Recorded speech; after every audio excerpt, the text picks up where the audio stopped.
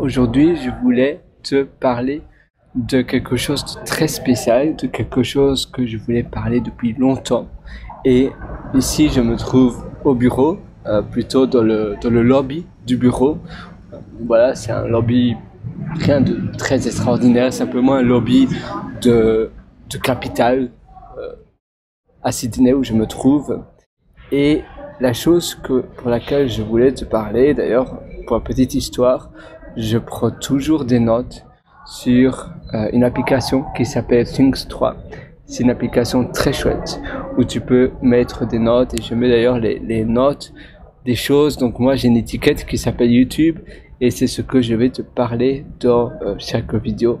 Donc c'est des noms de topics, des noms de sujets, des discussions que je voudrais te partager avec toi, des choses que je pense être intéressantes ou des choses où je suis sûr que c'est bien, il y aura de la valeur ajoutée pour toi, des choses qui vont te permettre d'apprendre du nouveau. Et aujourd'hui, j'aimerais te parler de la manière dont tu peux garder ton énergie haute. Comment garder son énergie toujours haute. C'est vrai que parfois, on se sent fatigué. Pour moi, c'est un bon exemple maintenant parce que j'ai mangé 2 burritos. Je travaille pour une société, donc je suis ingénieur en informatique dans une société de burritos. Tu sais, les burritos, ce sont... je vais te montrer, voilà, tu vois, ça c'est mon burrito. Et j'ai mangé cela. Et c'est vrai que après, tu te sens bien lourd, tu te sens, voilà, tu as bien mangé et tu le sens. Alors, tu vas certainement me dire, d'accord, c'est bien beau tout ça, mais qu'est-ce que ça a à voir avec son état d'énergie? Eh bien, très souvent, on fait des habitudes sans même s'en rendre compte, on mange trop, peut-être on dort trop, ou bien pas assez, et on comprend pas pourquoi on se sent un peu comme du yaourt, tu sais, un peu comme une loque. On se sent sans énergie, on se sent un peu comme si on était sans vie. On doit vraiment nous forcer à rester éveillé. On a l'impression de pas vraiment avoir d'idées vives. On a l'impression de pas avoir d'idées, voilà, énergétiques. On a l'impression que on a du mal à trouver ces idées. Et pourtant, on continue les mauvaises habitudes. On continue à manger lourd. D'ailleurs, là, le burrito, il paraît petit. Mais en réalité, avant ça, je vais te montrer. Ça, c'est le sapin de Noël. Moi, j'adore. Tu sais, ça, c'est le sapin de Noël qui est juste derrière moi. Et maintenant, c'est au mois de novembre. À Sydney, ils commencent toutes les décorations de Noël à partir du 1er novembre. Donc, avant, c'est à Halloween. Et après Halloween, eh bien, c'est Noël directement. Donc, dès le 1er, ils enlèvent toutes les décorations d'Halloween, le 1er novembre, et ça commence Noël. Et tu as déjà les sapins de Noël, etc. Ce sapin-ci, ils l'ont mis le 1er novembre. Aujourd'hui, à l'heure où je te fais cette vidéo, on est le 10 novembre. Mais tu vois, c'est incroyable. Moi, j'adore Noël, je trouve ça magique. Ça n'a pas vraiment à voir avec Noël, mais simplement la magie, les décorations, les lumières, les décorations illuminées, toutes les lumières dans les arbres, la musique, etc. C'est plutôt pour le côté festif, pour le côté magique, pour le côté... J'ai travaillé pendant un petit temps à Disneyland Paris. Pendant 2 mois et puis 1 mois, j'ai fait 2 contrats de saisonnier. Et à nouveau, tu sais, peut-être que voilà, j'ai cela depuis la naissance, mais j'adore toute cette partie féerique, cette partie belle de la vie. La vie devrait toujours être comme cela. Et ça me donne de l'énergie. Et c'est vrai que parfois, tu vois, ça c'était mon premier bol, tu vois, voilà, j'ai mangé énormément. Là, c'est mon premier avec un demi-burrito.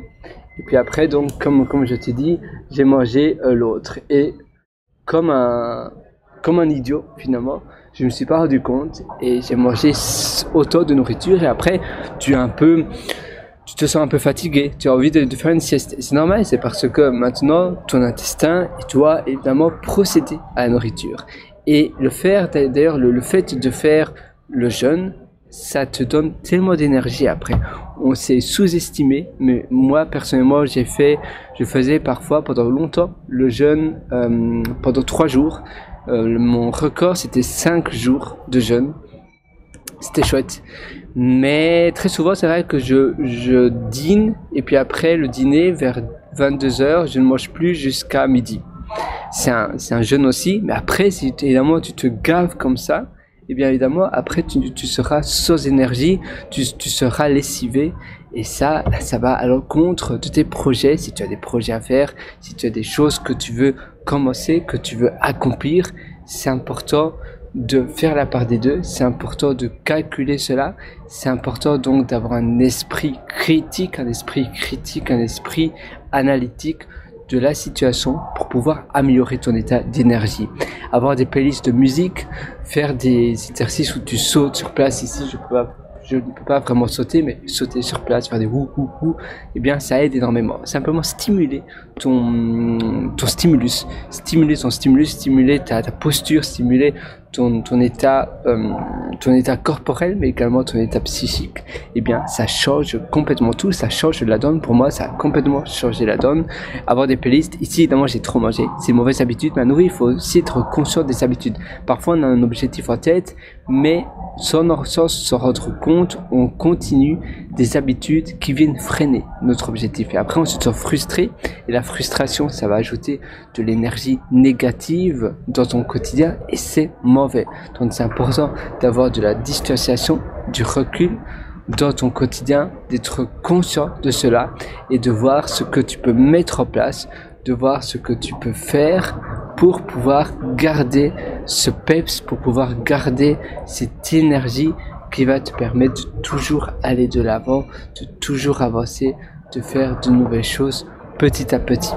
Et ça, tu verras, ça va faire toute la différence, crois-moi. Quand tu te crées premièrement une playlist, quand tu gardes les bonnes habitudes, les habitudes d'hygiène également, à bien dormir, pas trop peu, 7 heures, c'est recommandé. Maintenant tout le monde est différent, donc il faut se connaître, mais par contre aller au lit toujours à la même heure, te réveiller toujours à la même heure. Si tu candailler, c'est à sortir très tard le soir, le vendredi ou le samedi, d'accord, mais par contre continue à te réveiller à la même heure. Si tu te réveilles normalement à 7 heures, et que tu vas au lit à 3 heures du matin, tu te réveilles quand même à 7 heures du matin, tu seras fatigué, mais alors tu t'autoriseras à faire une sieste l'après-midi. Ça, c'est la seule différence. Parce que sinon, tu vas à nouveau décaler ton rythme de sommeil. Si tu te réveilles tard le dimanche, tu te sentiras toujours pas très bien parce que tu auras décalé le changement d'heure du réveil. Et également, avoir des heures irrégulières pour aller au lit, pour te réveiller. Ça, il y a des études qui ont montré que tu as des risques d'avoir des maladies graves comme un cancer ou autre. L'autre chose que je voulais te parler, c'est des environnements. Les environnements, c'est également très important pour son état d'énergie. Et puis faire un peu de sport, prendre l'air, c'est très important. Faire des exercices physiques, aller à la salle de sport, par exemple, ça change tout. Crois-moi, quand tu fais des exercices physiques, quand tu prends un bon bol d'air frais, et bien après tu te sentiras tellement mieux, tellement bien. Sur ce, moi je te souhaite absolument tout le meilleur. Tu peux toujours me retrouver sur mon site pierreroater.com, c'est pierreroater.com si tu veux en apprendre beaucoup plus. Et d'ailleurs, je t'ai concocté un atelier qui s'appelle Immersion profonde de la méthode Deep. Je te parle également des états d'énergie, également des environnements, et je te parle de la manière dont tu peux te focaliser beaucoup plus, être en mode focus, avoir des sprints de 90 minutes mais en version 2, donc pas les sprints que tu as l'habitude d'entendre un peu partout. Ce sont des sprints beaucoup plus avancés. Je te parlerai également des pots d'activité. C'est bien d'alterner. Si tu adores, si ton métier c'est par exemple être ingénieur en informatique comme moi, mais si tu passes du matin au soir devant ton PC tout le temps non-stop, après tu te sentiras pas spécialement bien. C'est bien d'alterner ces pots d'activité, de faire des pots d'activité différents, mais également de types d'activités différentes. Ça veut dire activité manuelle, activité psychique, activité intellectuelle, activité de repos, activité de vide, activité de sommeil, etc. Activité sociale, tu vois. Et ça change également tout. Moi, je te retrouve directement dans l'atelier sur pierreroater.com, donc pierreroater.com. Ça s'appelle Immersion profonde. Tu verras d'ailleurs un lien qui s'appelle mes méthodologies sur mon site pierreroater.com, pierreroater.com. En cliquant sur le lien mes méthodologies, tu pourras acquérir l'atelier Immersion profonde. À nouveau, fais cela, mets cela en application, tu verras déjà du changement. Crois-moi, c'est important donc de se connaître, d'être conscient que ces habitudes peuvent nous freiner et peuvent être néfastes. Et si ça nous frustre à nouveau, ça va ajouter encore plus d'énergie négative et ça sera un cercle vicieux, ça sera un cercle sans fin. Donc c'est important de directement mettre cela sur stop, d'arrêter ces mauvaises habitudes parce qu'on vit qu'une seule fois, la vie est tellement courte, la vie mérite tellement d'être profitée à 100%. Moi je te souhaite une excellente journée. Sur ce, à une prochaine, ciao, bye bye.